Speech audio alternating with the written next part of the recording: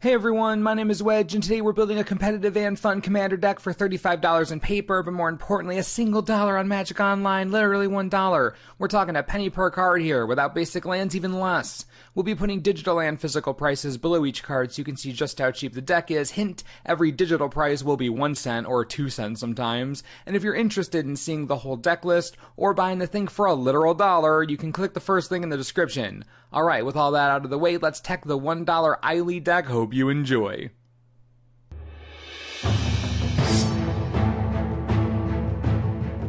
Ayli Eternal Pilgrim is 1 white and 1 black for a 2/3 legendary creature core cleric with Death Touch. You can pay one of anything and sacrifice another creature, and you gain life equal to the sacrificed creature's toughness. You can also pay one of anything 1 white and 1 black and sacrifice another creature to exile target non-land permanent. Activate this ability only if you have at least 10 life more than your starting life total. Okay, there's a reason why Ayli is an absurdly popular Orzhov commander. She's totally busted. Super cheap to cast, both of her abilities are really cheap, and she doesn't have to pay for either of them. Her first ability is easy life gain that fuels her second ability, which is straight up universal removal on all non-land permanents. Ayli is totally ridiculous, and that's why she's so popular. Everything she does is cheap and powerful. Now, for a deck designed around her to work, we're going to need 2 things: creatures to sacrifice to her abilities, and a lot of life gain to appease her second ability's claws. Good thing that's legit the entire deck, and she's a penny again, so busted. Nothing says mass creature sacrifice like tokens. We need fodder, and both white and black come to the rescue. We're running Captain of the Watch, Endrick, Sarah, and Geist-Honored Monk. Powerful start. The Captain brings 3 tokens with him. We have 29 creatures in the deck, so triggering Endrick won't be a problem. And we're never getting to 7 tokens, so you won't have to worry about sacrificing him. And the Monk brings 2 more tokens, and is huge as an added bonus. We've also included Hanweir Militia Captain because flipping that is an unending stream of sacrificial lambs. Skursdag High Priest because, that morbid trigger, come on, literally couldn't be easier to trigger. Ayli alone triggers it in 2 different ways. And finally, Teysa Envoy of Ghosts at the top end of the deck discourages attackers and turns them into your fuel. It's so good. We also have non-creature token producers in Decree of Justice, most of the time for the cycle cost, but sometimes to win the game off the actual cast. White Sun Zenith is a solid include here. Make a ton of cats, use them to gain a bunch of life and kill everything in sight. Trust me, it's good enough. And we're running Spirit Bonds. Remember, 29 creatures. We trigger this a lot. That's a whole extra sacrifice trigger for us. And we can use those spirits to protect Ayli or any other important creature we happen to have on the field.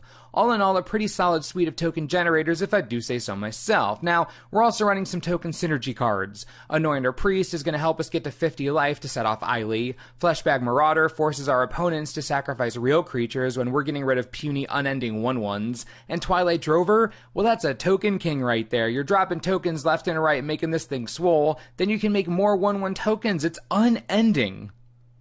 Remember, a big part of Ayli is sacrificing creatures. Might as well also include sacrifice-themed cards. Butcher of Malakir, Falconwrath Noble, and Zulaport Cutthroat all wreck your opponents when you sacrifice your creatures, and you even gain some life out of the deal, probably a lot.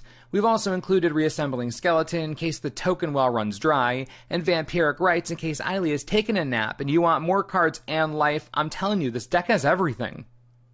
Also, I'm going to take a moment to bring your attention to a giveaway for an entire modern Merfolk deck on Magic Online run by MTGO traders. Link on the screen and in the description of the video. Just subscribe to their channel and comment on the video for your chance to win. It's completely free, so what do you have to lose? So we've covered how we're going to get creatures to sacrifice. Now we need life gain. Ayli's second ability depends on us gaining life reliably. Good thing we have that covered in spades. Agent of Masks in a multiplayer game nets you a ton of life per turn. Felidar Sovereign is literally a win condition. Filigree Familiar is a nice early drop that you can sacrifice later for a card. The Ghost Council lets you sacrifice tokens to it in exchange for a 2-point life swing, real difficult to actually destroy. Orzhov Guildmage, while slow, does gain you life, or it destroys everyone, both you're okay with. Souls of the Faultless almost couldn't make you more unattractive as a target on the ground. Sunscourge Regent gets huge and gains life at a rate that is beyond comfort. Hilarious card right there. Vampire Nighthawk attacks the player without flyers. That's just how it's always been and how it always will be. And not only does Viscopa Guildmage give a creature lifelink, it also punishes your opponent for it. What a lineup of life gain, and we're not even done yet.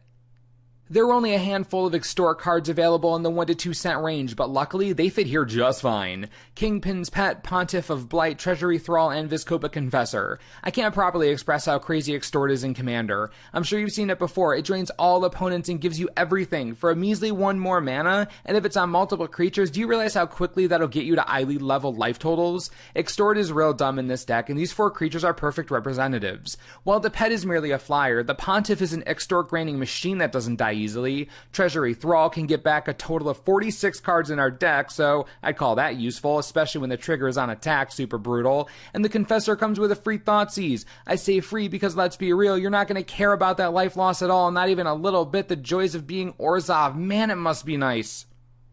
In addition to the plethora of creature-based life gain options, we also have a healthy spread of life gain throughout our non-creature package. Faith's Fetters, Death Grasp, Debt to the Debtless, and eventually Tainted Sigil. What a blowout card. We've got some removal in here, huge smacks to the face, and I'm pretty sure the Sigil will get you where you need to be. With Debt to the Deathless, so brutal. In addition, we have a load of creature support cards that gain life in some way.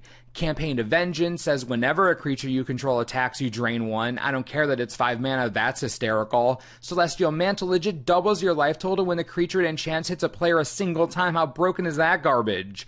Gift of Orzhova is a nice buff that turns something into 2/3 of a Vampire Nighthawk. True Conviction giving all of our tokens double strike and lifelink, and now they're threats in addition to being sacrifice fodder. And Whip of Erebos not only brings back creatures from your yard, but just blankets the field with lifelink. What a convenient artifact that is oh so cheap. We're also running Retreat to Hagra and Elixir of Immortality for even more life gain because the million cards we've already covered weren't enough. And for when we want even more synergy when gaining life, we have Cliffhaven Vampire for more punches to the gut, and Defiant Bloodlord when we really want to make a point. I'm telling you, this vampire kills players without even attacking once. It's super rough. And thanks to all this life we're gaining, there will be a time when we don't need that much. That's when our Bloodgift Demon drains a bit, Underworld Connections drains a bit, Damnable Pact drains a lot, and Read the Bones or Sign in Blood, you get it. We can afford to pay for these effects. They aren't much, and we make that life back in the blink of an eye. You can't say no to card advantage, especially in a non-blue deck. Hilarious that these are all penny cards though. Man, I love it. One of the nice things about running Black-White is that we have access to so much removal your head's gonna spin. Pillory of the Sleepless and Stasis Snare for enchantment-based prison removal. Gotta love that ping each upkeep for the Sleepless. Good stuff. We've also got Utter End for flexible removal. Orzhov Charm destroys any creature and we lose life we don't care about. Ruinous Path can give us another token in addition to drowning something. Profane Command has 3 different abilities we're going to use, removal being one of them. And Barter and Blood is another great removal spell that takes advantage of our token factory. Sacrificing 2 creatures in a deck that doesn't have tokens, rough stuff, friends, rough stuff indeed. As you can see, the cards might be a penny, but we're not lacking for power at all. What a way to live. Again, we're in black and white, which gives us unique access to cards not easily accessible to other colors, which is why it wouldn't be a true Orzhov deck without at least a few pieces of recursion, and luckily both Dread Return and Unburial Rites are basically nothing online.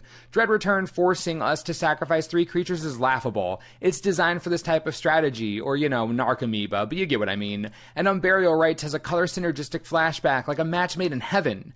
Then we have Diabolic Tutors, so we can get literally anything we want. That's a staple include. And then one of my favorite parts of the deck, the Fixing and Ramp. I'm beyond surprised, but we get to run Hedron Archive, Orzhov Cluestone, Orzhov Keyrune, and Orzhov Signet. Valuable fixing and ramp in a deck that needs it. Now, the strategy runs 37 lands, but the fun doesn't stop just yet. Blighted Step is just an all-star here, instantaneously bringing you to Ayli level life totals. It's invaluable. Blighted Fend is another piece of removal. Rogue's Passage for whatever Celestial Mantle is on, or anything with lifelink that we want to get through unscathed. We have Mortuary Mire for recursion, Desert of the Glorified, and the True for cycle flexibility. Then Fixing in the form of Forsaken Sanctuary and Orzhov Guildgate. Add in 14 plains and 15 swamps, and that's a balanced land base right there. I've never had a single issue getting the right colors or enough land, so you should be perfectly fine in that regard. To say I'm proud of this deck is the understatement of the century. Of the $1 decks we've made so far, this is definitely the most competitive, and if you enjoy Ayli, or life gain decks, or token decks, you're gonna love this. And honestly, for a single dollar, this deck goes a long way, and only 35 in paper too? It's the definition of budget power. If you're interested in the list at all, want to check it out, or literally buy the entire deck online and play right this second for an actual dollar, click the first link in the description. It's a friggin' dollar. I do hope you enjoyed the video, and as always, thanks for watching, and we'll see you next time.